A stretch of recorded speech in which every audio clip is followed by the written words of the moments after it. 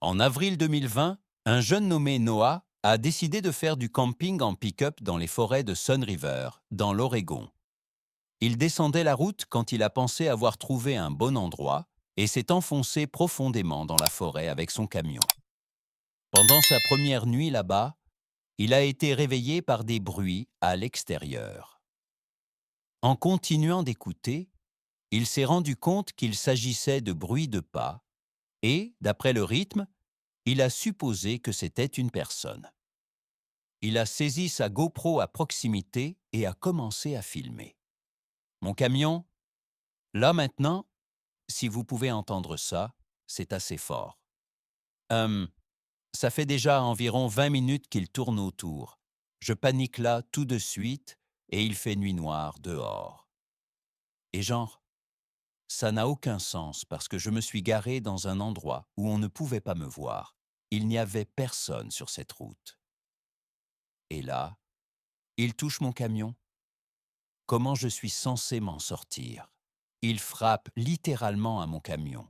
Le hardtop, les portes arrière. Je ne pense pas qu'il sache s'il y a quelqu'un ici. J'ai tellement peur en ce moment. Il est littéralement en train de regarder par la porte en ce moment. Quiconque était là-bas a frappé au camion et a essayé les poignées de porte pendant que Noah restait assis à l'intérieur, forcé de simplement écouter ce qui se passait. Heureusement, il avait verrouillé ses portes pour que personne ne puisse entrer.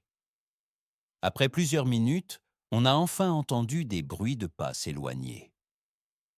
Quand le jour s'est levé, Noah a repris la route et est rentré chez lui. Plus tard ce matin-là, il a trouvé des empreintes de mains partout sur son camion, plus précisément sur sa vitre arrière de la part de quelqu'un essayant de voir à l'intérieur, et beaucoup sur ses poignées de porte de la part de quelqu'un essayant d'entrer. Hum, des empreintes de mains là, beaucoup de rayures, des trucs comme ça. Hum, il traînait son doigt sur le côté de mon camion. Euh, enfin, on dirait qu'il a essayé d'entrer dans mon camion. Hum, c'est vraiment tout ce que je pouvais dire d'après le moment où il tournait autour. Encore des empreintes de mains essayant d'entrer dans mon camion. Hum, au moins le hardtop était verrouillé, mais ouais, c'était ça le résultat. Que quelqu'un ait même pu se trouver là, à cette heure de la nuit, est extrêmement étrange. Cela ne pouvait pas être un policier ou quoi que ce soit, car personne ne s'est identifié. La personne n'avait même pas de lumière et c'était au milieu d'une forêt d'un noir d'encre. Noah n'a jamais publié de mise à jour sur la situation, suggérant qu'il n'a jamais découvert qui se trouvait devant son camion cette nuit-là. Kyle Burgess faisait son jogging matinal sur un sentier à Provo, dans l'Utah, quand il a cru voir un bébé lynx sur le sentier devant lui. Il a immédiatement sorti son téléphone et a commencé à enregistrer. Mais ce n'était pas un lynx, c'était plutôt un bébé cougar. La vidéo montre ensuite la mère cougar apparaître dans le champ. Toi? Toi? Oh! Non, dégage! Allez, va-t'en! Va-t'en, s'il te plaît! Va-t'en! Oh! Doucement! Allez! Non! Kyle s'est retrouvé dans une impasse face au cougar alors qu'il reculait lentement, essayant de l'effrayer avec des bruits forts. Mais le cougar a continué à le suivre et a même bondi vers lui à certains moments. À un moment donné, Kyle a détourné le regard de l'animal pour ne pas trébucher en reculant. Cela a incité le cougar à tenter d'attaquer, s'approchant à seulement quelques pieds de lui. Va-t'en? Non, d'accord, mec. Tu essaies d'attaquer parce que je ne te regarde pas? Pour moi, mec. Non, va-t'en. Va-t'en. Non. Non. Ouais, éloigne-toi. D'accord.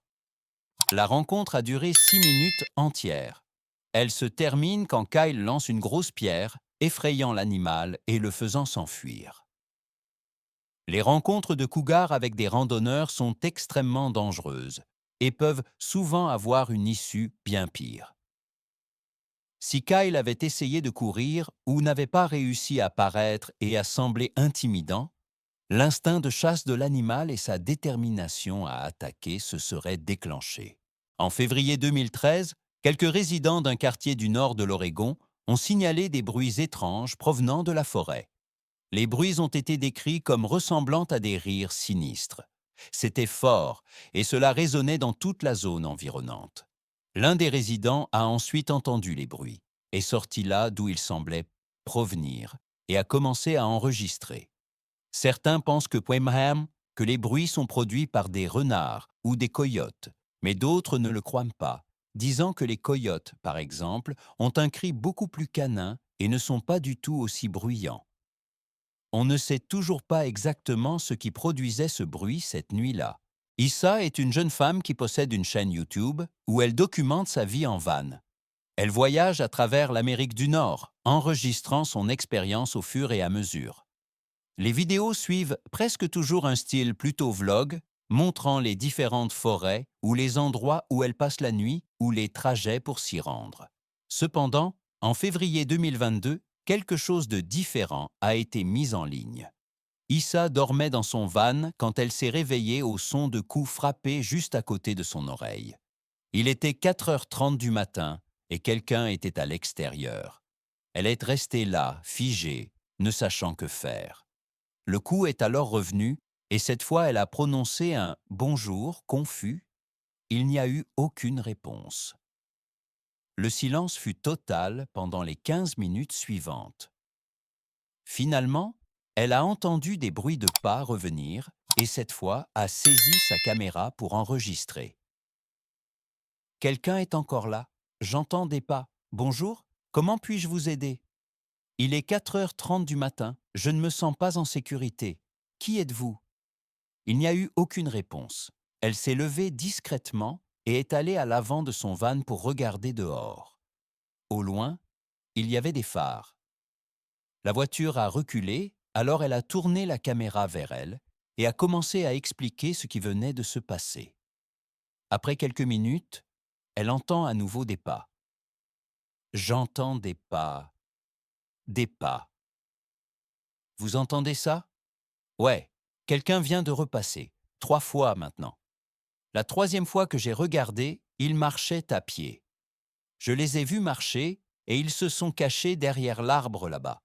Et puis, ils sont allés vers une voiture. La même voiture qui était là plus tôt, enfin, elle était revenue, puis elle a reculé et est repartie. 3 fois en une nuit. Cette fois, ils n'ont pas frappé par contre, ils tournaient juste autour. Je pouvais les entendre marcher autour du van. Quand il a fait jour plus tard ce matin-là, elle est sortie de son van et a trouvé des empreintes de pas tout autour. Alors je suis sorti ce matin et on peut voir des empreintes de pas. Regardez celle-là, c'est la mienne. Je vais vous montrer. Voilà la mienne. Vous voyez? Ils étaient en fait... Il y en a d'autres. Regardez ça. Ils sont venus ici. Ils se tenaient là, comme vous pouvez le voir. Beaucoup de spectateurs pensent que l'homme essayait simplement de voler des objets de valeur dans le van. Mais pourquoi alors revenir 2 fois de plus après avoir entendu quelqu'un parler de l'intérieur? Il est probable que l'homme avait de pires intentions. Cette vidéo a été prise par un vététiste à Vancouver, au Canada. Il avait installé la caméra de son téléphone pour filmer une descente d'une partie de la montagne. Juste au moment où il descend et passe devant la caméra, il freine brusquement et commence à crier. Il revient ensuite dans le champ, remontant la montagne avec son vélo. Ce faisant, il continue de regarder derrière lui. Un ours, qui le suivait désormais, lui barrait la route. « Hé, hé, d'accord, d'accord, hé, hé, hé, hé !» Le jeune utilise son vélo pour paraître plus grand. Il le frappe au sol à plusieurs reprises, forçant l'ours à reculer vers la caméra où il la renverse. L'ours reste ensuite au-dessus de la caméra pendant un certain temps. Enfin, il se retire complètement, permettant au jeune de récupérer son téléphone et de se mettre à l'abri. Le 6 septembre 2016, une publication Reddit a été faite avec un lien vers une vidéo qui prétendait présenter un bruit bizarre venant des bois.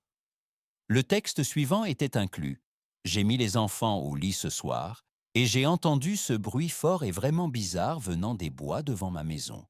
Cela a duré environ 15 à 20 minutes. Nous avons quelques voisins à proximité mais c'était trop fort pour venir d'eux. Cela semblait provenir de la direction d'une tour radio AM voisine. Mais ces tours peuvent-elles faire des bruits comme celui-ci? J'ai cherché sur Google, mais je n'ai rien trouvé de similaire. Les commentateurs ont immédiatement commencé à spéculer sur ce qu'aurait pu être le bruit. L'un d'eux a suggéré qu'il pourrait s'agir du bruit de vent violent traversant une tour de téléphonie mobile à proximité, le métal contre le métal étant ce qui créait cette sonorité sinistre. Mais l'auteur a répondu en disant qu'il n'y avait presque pas de vent cette nuit-là, et même les jours de grand vent, il n'avait jamais entendu ce bruit. Un autre a dit que le son était tout à fait cohérent avec le bruit que fait un forage dans une jambe de force ou un support en acier à haute teneur en carbone, mais a ajouté qu'il serait bizarre de faire cela si tard dans la nuit. À ce jour, on ignore toujours ce qu'est réellement le bruit dans la vidéo. Si ces histoires d'inconnus ont changé votre regard sur les coins sombres de la forêt, n'hésitez pas à vous abonner et à aimer la chaîne. Nous enquêtons actuellement sur les mystères que beaucoup ont tenté de garder cachés. Restez vigilants et continuez à chercher la vérité. La prochaine archive sera ouverte très bientôt.